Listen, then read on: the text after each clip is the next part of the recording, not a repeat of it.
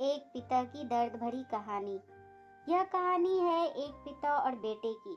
जो पिता बेबस था अपने बेटे के प्यार में। एक पिता की दर्द भरी कहानी।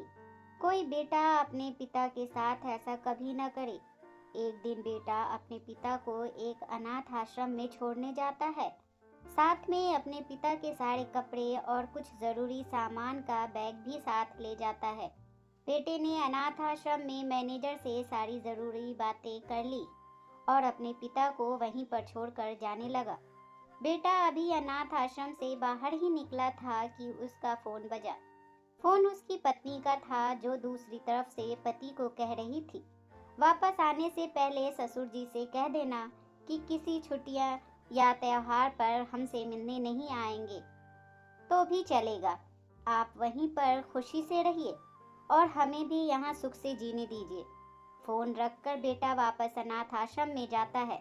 बेटे की नजर अपने बूढ़े पिता पर पड़ती है, जो अनाथ आश्रम के मैनेजर से हंस हंस कर बातें कर रहे थे और काफी खुश भी लग रहे थे।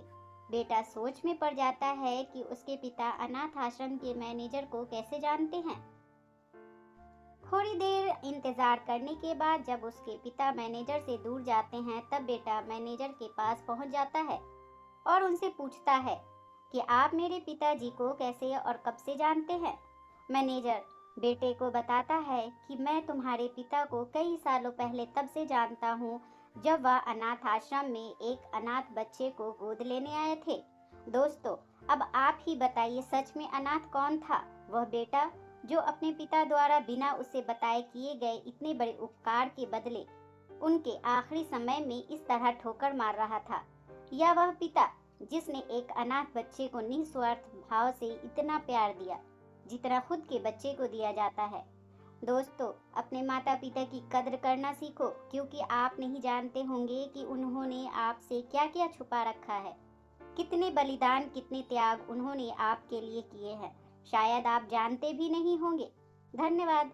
दोस्तों, ये कहानी आपको कैसी लगी हमें कमेंट करके ज़रूर बताएं।